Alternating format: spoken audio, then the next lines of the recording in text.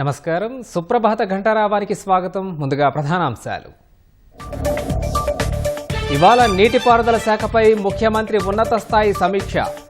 AE, జేటీఓకి నియామక పత్రాల పంపిణీ చేయనున్న రేవంత్ రెడ్డి.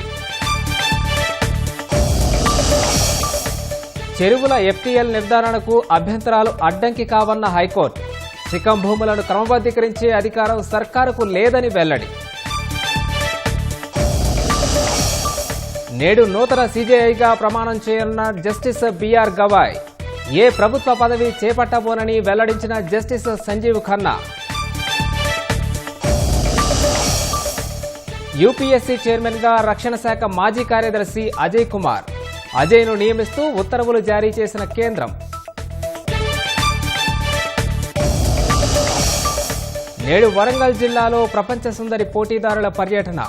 రామప్ప, వరంగల్ కోట, 1000 స్తంభాల గుడి శిల్ప సంపద వీక్షణ.